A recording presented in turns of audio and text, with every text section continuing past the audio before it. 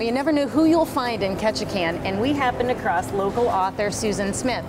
Now, I heard Susan on the radio briefly a couple of weeks ago, and I was so intrigued with your story, but unfortunately, like those dastardly radio dudes do, they didn't tell the whole story, which is why I was like, I've got to get a hold of her and I have to hear this story. So you're having a book signing today at Downtown Books. Yes, ma'am. And you have written this book, which is, I think, very cool, 175 pages of your story.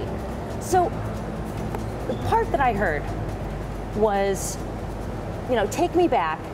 You ended up somehow as a young lady on Prince of Wales Island, and I heard a story about you being dropped off there, shown how a generator would work, alone. Yes. But as I'm hearing you tell this story, I'm also hearing this accent, which tells me that you're not from this part. No, so where are you from? I was born in Lake Charles, Louisiana. I know exactly where Lake Charles is. And I was raised in Southeast Texas. Really? Mm-hmm. So how in the world did you get from Texas to Alaska? I met some friends where I thought were friends down south in Houston. Mm-hmm. And when I was living there, and they said, hey, you know, you ever heard of a place called Ketchikan? I went, no. And they said, well, we're headed that way, and it's Alaska. Have you ever been to Alaska? And I said, well, I've been to Alaska before in Fairbanks, but I've never been to Ketchikan. So I agreed to go along for the ride. Really? Now, how old were you at this point? 28. Really? Mm-hmm. Oh, wow. Okay, so you're 28 years old, and as 20-something-year-olds often do, road trip, let's do it. Yes. And you head from Houston towards Ketchikan. Mm-hmm. What happened along the way? The people that I were with, I did not even really understand what was really going on, but they had this all planned behind my back, was to take advantage of me. Oh. They knew my disabilities.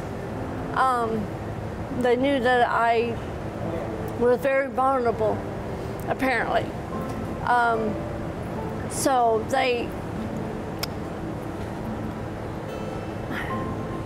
I believe they had it planned where they were going to take my money. And I agreed to go along because I thought to me it was just a big adventure. I made a mistake was not letting my parents, nobody in my family knew I was gone. No one knew where I was at. And so I just said, okay. So I went along with them. And when we got to the Canadian border, one of them got arrested.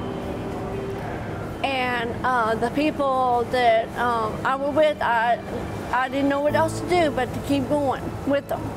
So I went ahead and went along with her. And she turned on me. This lady turned on me. And we got into a very big argument when we were over the Prince of Wales Island. Her husband at the time worked over there as a logger at the time, and so I was over there with them, and she said, you know, you're not better than us, and you need to sleep in the van with us. And the people that I'd met there on the island there, they were loggers, and they had a little camp place, had a little trailer, and it was warm, and they had food and the necessities, and they welcomed me to stay in the trailer. So I decided that would be a safe place, and so I decided to stay there. Well, later that evening, the lady came in. She turned violent on me, very violent. One of the gentlemen that were in the trailer, he knew she was fixing to hurt me. So he grabbed me by the arm as quick as he could. They held her back, and he took me and picked me up basically and rushed me to his pickup truck. He threw me in his pickup truck and drove off with me. And I had no what was What's going through your head at this point? I'm dead. I didn't know I didn't know if he was going to rescue me or if he was out to harm me at the time. Oh my gosh. So I decided, I'd be honest with you, I started crying. I was horrified. And then we got to this little cabin over on the island there, and he goes, look. So he was essentially hiding you from her. He was hiding me from her. Yes, ma'am. Holy smokes. And he said, he says, I cannot stay here with you. But he said, I made sure that you have the water, you got water, there's food here for you to eat, there's a bed you to sleep in, but there is an outhouse that you will have to go out to the outhouse and use. What time of day was this? It was like late evening, around 5:30 in the evening. Oh my goodness, okay. And so he said, now let me take you out to this little shed. I will show you how to run this generator. So he tried to show me, and I act like I knew what he was doing. And I thought to myself, I'm just not going to fool with this thing. I'll just stay in the cabin. Well, later that evening, I knew it was getting cold. So I went out there trying to chop my own wood. And of course, I never done this before, and so I kept missing the axe and missing the wood. And what time of year is this? Summer. Okay, thank goodness. This was at least. summer. And this was late July. Okay. Around late July, early August. Around August. Around August, around August 18th or so.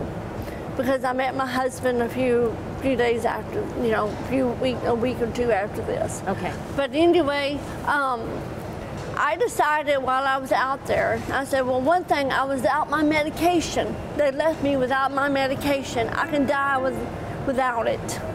If I don't have it a long period of time, my body will totally shut down, and I can die.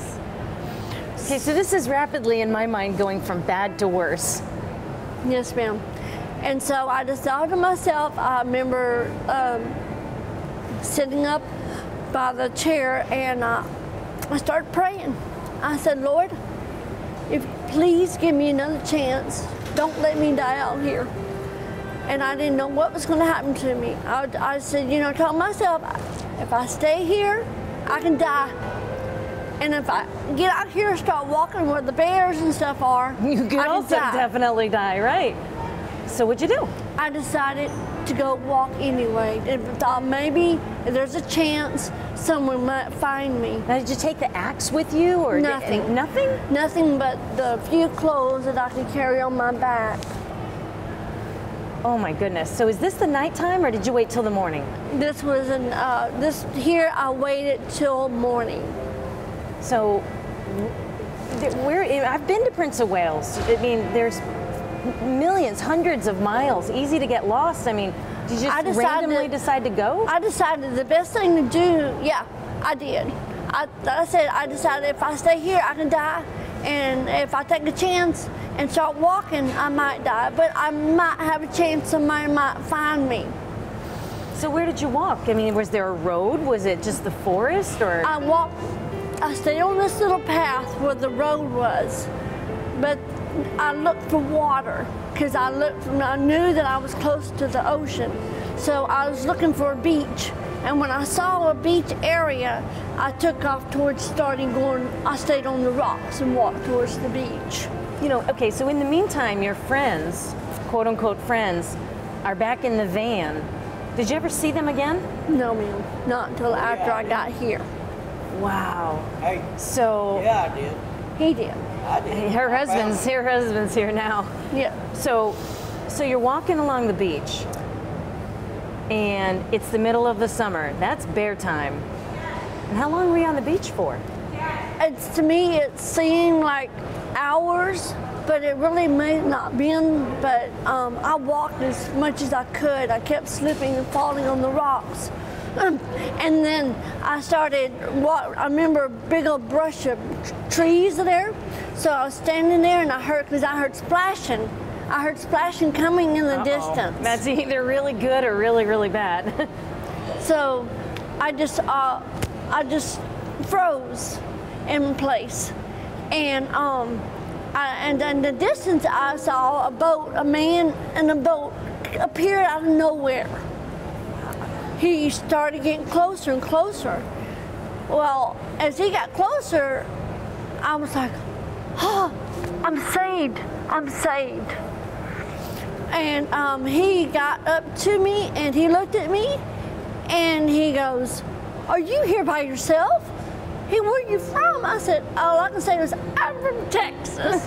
And I just started crying and bawling. I couldn't stop. So he wrapped me in his jacket. He put a life jacket on me and put me in his little boat and took me to a houseboat where these people were. Oh, wow. And then they called the police here and told them what happened. And the police sent a float plane and they flew me here to Ketchikan. Amazing. So you get to Ketchikan and it's got to be this ginormous relief. Like, oh my goodness. But what's still going through my mind is, okay, you're 28 years old, you're from Texas, because I'm from down south, I hear it in your voice. That's a huge shocker right there. Even though you've been to Fairbanks, you're alone with, I'm assuming, no money, a couple of pieces of clothing. Right, yes ma'am. And you're in Ketchikan. Yes ma'am. But you're still here. What happened? I met my husband a few days later when I was out in the town just meeting different people. And I met my husband at First City Saloon. And I was sitting there, and at that time, when, like you said, when you're little, I only weighed 84 pounds at that time. Wow. And all kind of men surrounded my booth were sitting there. And my husband at the time, he walked up and he goes, are any of these your old husband or boyfriend? And I said, don't know any of them. And he just walked away. And then I saw him again the next morning at a coffee shop, local coffee shop here. And we dated 18 hours and we got married. What? You're a wild child. Look at you. You traverse the globe and get caught up in this crazy adventure on Prince of Wales Island. Somehow end up in Ketchikan. I got to backtrack a little bit. Before you met your husband, I mean, did you have a place to live when you got to Ketchikan? I mean, no. Where were you staying? I was with them people, and we were staying in the van until. Well, no, I meant after you came to Ketchikan, after POW. Oh, I'm sorry. I stayed at a closed place for ladies' protection. Wow. Didn't you say Wish House? So you were at Wish? Is that really? Wow. So, but were you thinking maybe I need to get a job or something like that? Or was it just like, I need to take some relaxation here? Yeah, take some relaxation after surviving that. And I was just basically I didn't know what to do. And the people there, the police department came back to me and talked to me about it. And they called my parents in Texas and told them where I was. Oh, I gotta know. What did your parents think? What was their reaction? My mama said, "Well, we'll just send you, we'll just get in the car. We'll come get you, baby." I go, "Mama," I go, "Do you have a map?" She goes, "Yeah, why?" I said, "Go get it for a second." So she got it. And I said, "Mama, do you see?" I go, I don't think you can come get me this time." And she goes, "Why not?" I said, "Mama, do you see United States?" She goes, "Yeah." I said, "I'm above the United States." She said, "Oh my God." And I heard my father in the background. He was really terrified. Wow. So you met your husband and you've been married now for how long? 19 years, coming up August 23rd. So a little more than a year longer than the number of hours that you dated. How cool is that? That's really neat. Just something new. I can't really explain it, but when I saw him, I knew that he was going to be my knight in shining armor. He was going to be my protector. And because he told me, I want to take care of you. And I said, yes. He goes, he goes, I know, I never done this before. You know, I don't want to be just your friend. I want to be your husband. Will you marry me? And I said, yes. Amazing. So now you've been in Ketchikan. This whole story that you just told me, there's more in this book, I have a feeling, than this story. Yes, ma'am. Tell me a little bit about what else is in this book, because you have a real deep-rooted sense of faith. Yes, ma'am.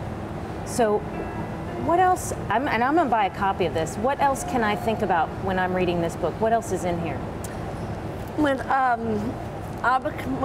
was a Christian, my mother and father, you know, were both Christian based, but we got away from it for many years. My mother and father and all of us did, and I got away from it, my faith, and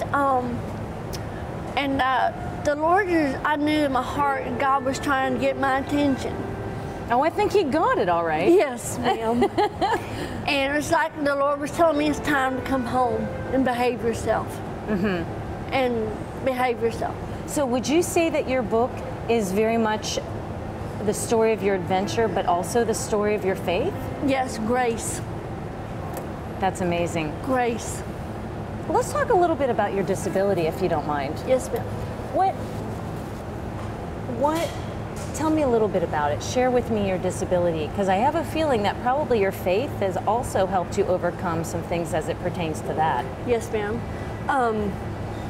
I have asthma as well, and so, and also, I was born without a non-functioning thyroid. I have a thyroid, but it was non-functioning, and from birth that caused me to have breathing problems. I quit breathing many times on my mother.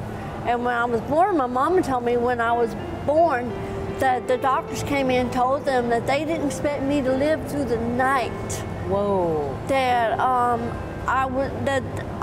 they didn't know what to do for me. And this was 1963. So technology and medical field was still kind of a practice kind of thing. Oh, yeah. Still learning. Oh, yeah. So they didn't know what was wrong with me too much. And so they told my mother and father that they didn't think I was going to make it. So my mother and father them started praying for me, and they were able to get me breathing and got me living. Well, when my mother says, this is what my mother told me before she passed away, that when I was around 6 months old, they noticed that I wasn't crawling, I wasn't doing the normal function of a baby should be doing. And so they didn't think that I would even be able to, they had trouble. My mom said she had trouble feeding me because I wouldn't even keep food down. Wow. And they couldn't figure out what was happening. And what it was, my body was already trying to shut down. It was already starting to shut down. And so they brought in a specialist, and when they realized that first they thought my mother was not taking care of me, that they were abusing me.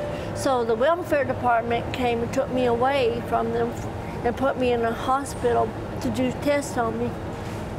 Then they realized that it wasn't my mother and father's, it wasn't their doing. Yeah, right. So they started doing more tests, and they found out what happened. It was a non-functioning thyroid. And at that time, I was already showing stages of retardation. And so they were saying I was going to be a retarded child. But you're not. By the grace of God, I believe. So when you were going through school, because they were suspecting retardation, did you have to go to special ed classes? Yes, ma'am. All through my school years.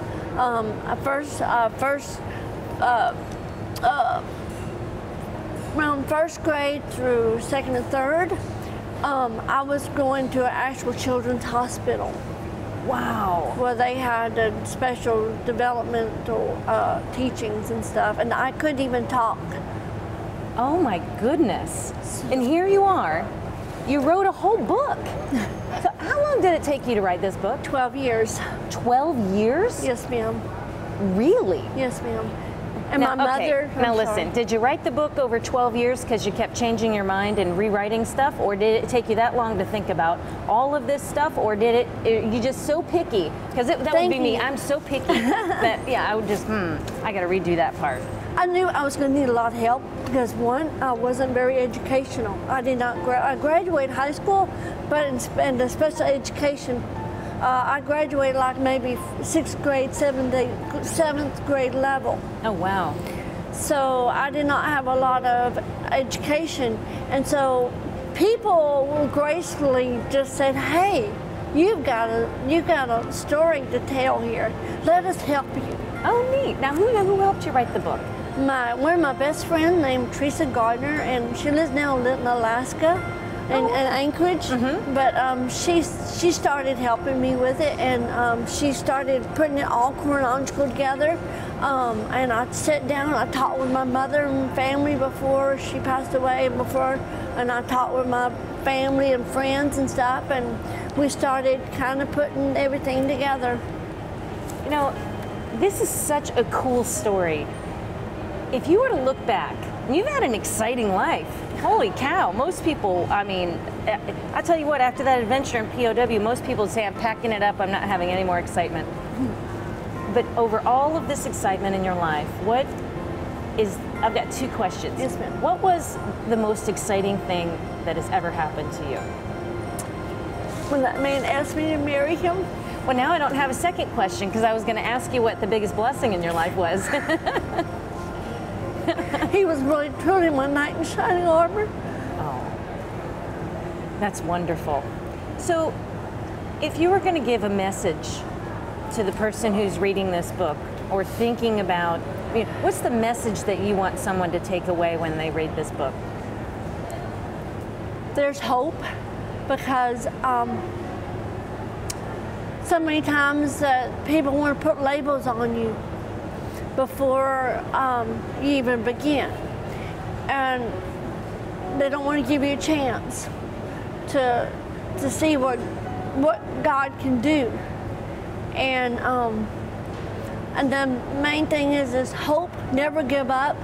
And if you're disabled, there's hope. And never give up. But mainly, is your faith. My faith is what knowing was what true hope is by the Lord Jesus Christ. He gave me hope, a new salvation. He made life brand new.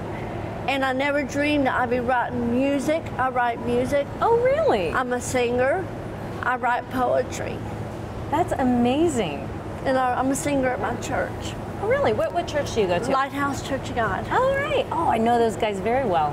Very cool church. So, you wrote this book. Is it only available here at Downtown Books in Salmon Landing? Or if someone sees this, maybe sometimes we put some snippets on Facebook. What if they wanted to buy it online? It's on Amazon, Crossbooks, and Barnes and Nobles. Very cool. Oh my gosh. Okay. Read the last page. The last page? Read the last page? And of course, y'all are having me read this and I don't have my glasses, right? Don't they sell readers in there? And the poem? Yes. God made a golden rose, our mother she would be. The perfect will of God. She's a precious gift to me. This is shown to me to be a wonderful design by a gentle, loving master who's loving and kind. The beauty of this rose began with a tiny seed. God showered her with a blessing and planted her with a need. She learned it wasn't easy when God tilled and sowed, but it has to be done so this little rose could grow. God planted her in his garden and covered her with his love. Our mother shall always be a golden rose who came from above. And you wrote that for your mother. That is beautiful. Thank you. Can I read a poem that Sure. this here poem is basically I summed it up with my whole life. It's called, let's see here. The Day God Breathed on Me. Oh, cool. When I came to earth, I was but a seed, but God had a purpose to create me. He carefully chose my parents, gave me a nice home. I had 3 brothers and a sister, so I would not be alone. When I was born, there was trouble, you see. The doctors didn't have hope I would live to be 3. With many illnesses, I faced early death, but God kept me safe and gave me another breath.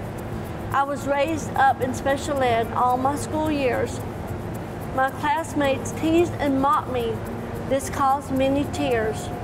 I grew up hearing, "You've got nothing to give, nor skills or talents, so why should you live?" I was a lily, broken and bruised. Life took its toll and made me feel used. Then one day I gave my heart to God. He filled me with His Spirit. Now many places I tried.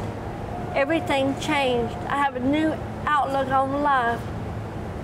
He gave me talents and gifts, eternal life. I do have something to help others live. I tell them about Jesus and the life that He lived. I am a lily.